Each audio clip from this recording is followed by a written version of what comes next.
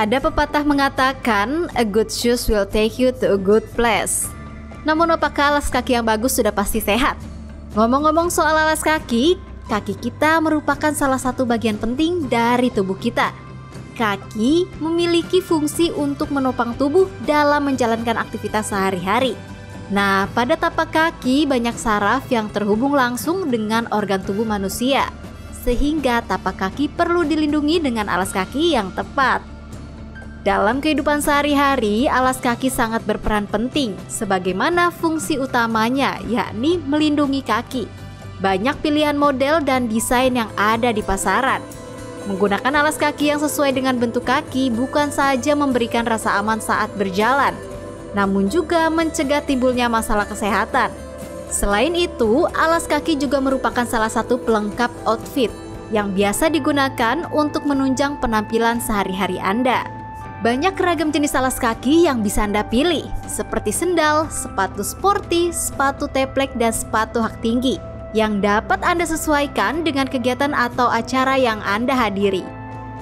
Nah, seberapa pentingkah memilih alas kaki? Bagaimana pengaruhnya jika salah memilih alas kaki? Simak jawabannya di Hidup Sehat hari ini.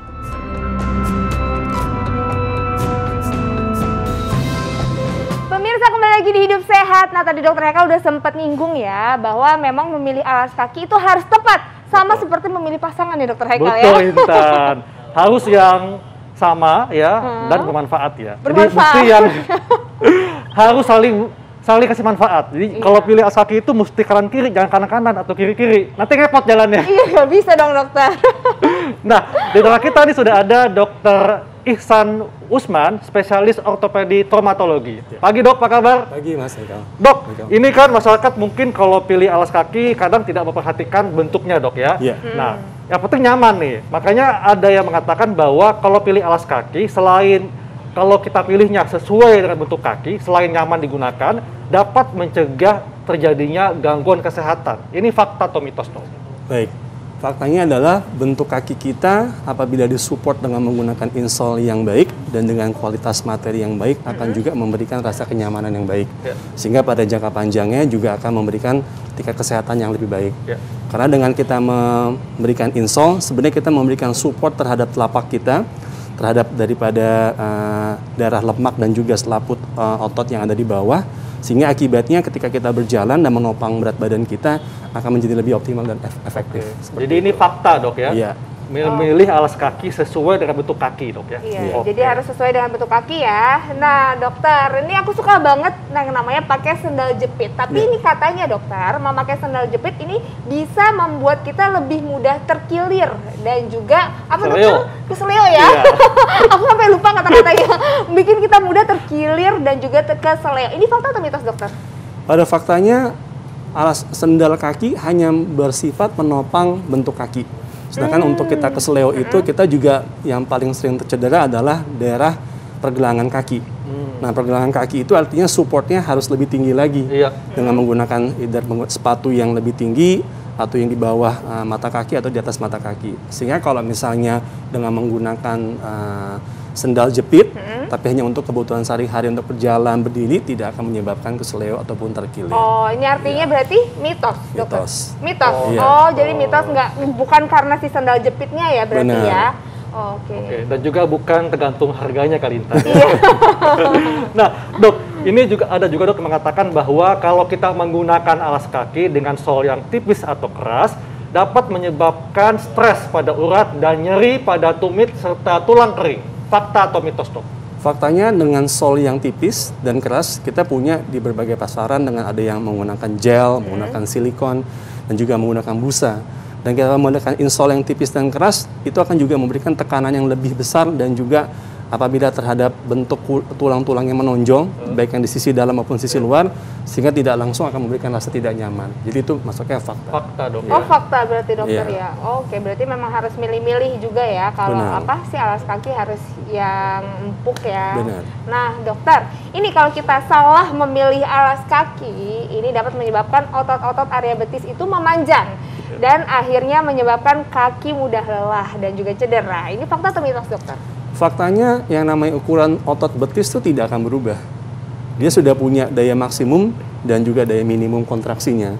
Sehingga dengan menggunakan insole sepatu ataupun juga menggunakan sendal tidak akan merubah panjang daripada daya maksimum kontraksi otot tersebut. Oke, tapi kalau untuk akhirnya membuat kita jadi lelah atau mudah cedera itu fakta atau mitos? Dalam konsep di mana nanti dia menjadi mudah lelah dan cedera, apabila selama insole-nya menopang dalam posisi yang baik, dia akan memiliki daya tahan yang lebih lama untuk mencapai titik yang di mana dia mudah lelah dan juga rasa nyeri. Sehingga kalau untuk dalam konteks kontraksi otot dia mitos, tapi untuk memberikan rasa memperpanjang untuk endurasi rasa lelahnya itu benar, fakta. Oh, berarti ada mitos, ada faktanya dari pernyataan tadi ya. Wah, ini memang topik menarik Intan ya. Dan kita masih akan membahas tentang bagaimana memilih alas kaki yang tepat supaya kita terhindar dari gangguan kesehatan. Sesaat lagi tetap di Hidup Sehat.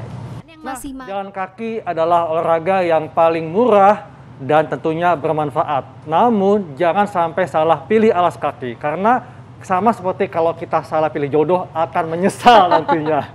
Nanti nggak akan memberikan efek yang baik, malah efek yang buruk ya dokter Haikal ya.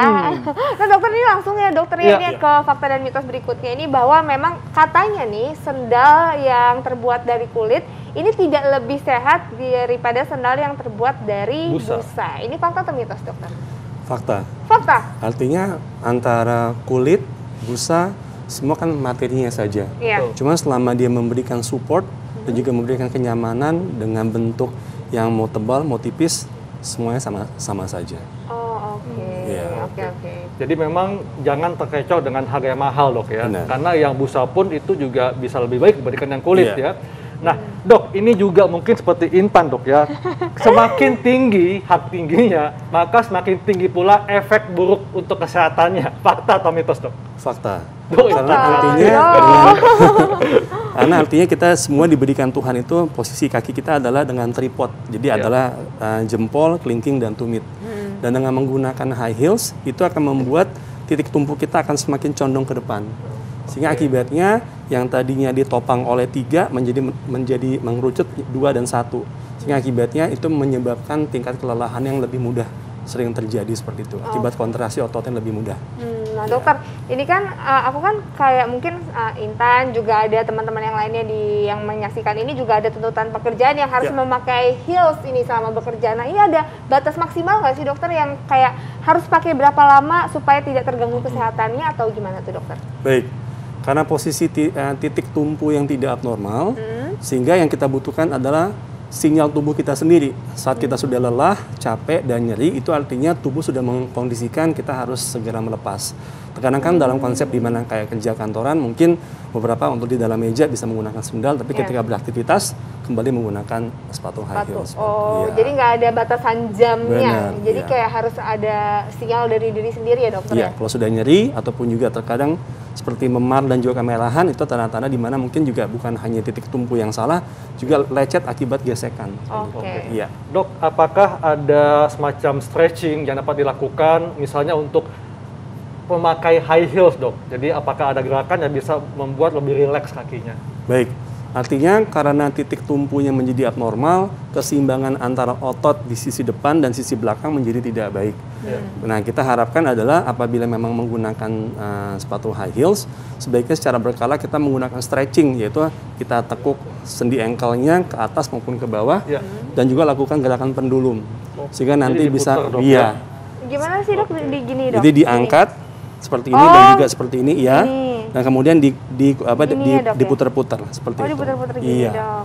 Artinya itu membuat kita menjamin gerakan sendinya terkontrol. Karena kalau misalnya menggunakan hasil dan motor tertentu, akibatnya sendi terkunci dalam posisi yang terus-menerus. Nah itu akan membuat akibatnya aliran cairan sendinya terbatas dan membuat rasa tidak nyaman. Dok, di depan kita ini kan ada berbagai macam alas kaki, dok ya. Nah, dari semua yang ada di sini, manakah yang lebih baik untuk kesehatan kita atau digunakan sehari-hari, dok? Baik, kalau dalam tanda kutip sehari-hari artinya satu yang mensupport titik tumpu kita. Artinya kalau kita lihat di depan dan di belakang merupakan suatu bentuk yang sifatnya flat. Jadi kalau flat memang dia supportnya hanya sebatas memberikan titik tumpu yang seimbang baik dari jempol, kelingking juga dengan tumit. Sedangkan kita lihat di sisi kanan ada sepatu wedges dan di kiri ada sepatu high heels.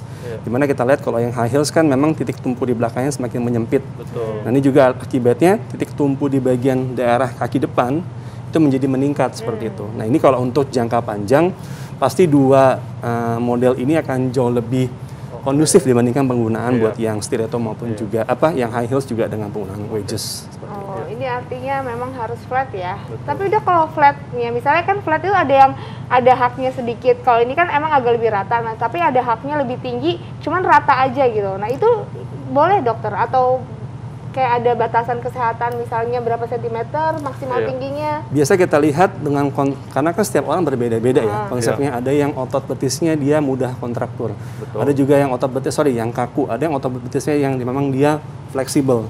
Terkadang kita punya batasan tuh sekitar 3,5 cm di bawah yang kita anggap sebagai yang paling mendekati fungsi anatomis. 3,5 cm di bawah seperti itu.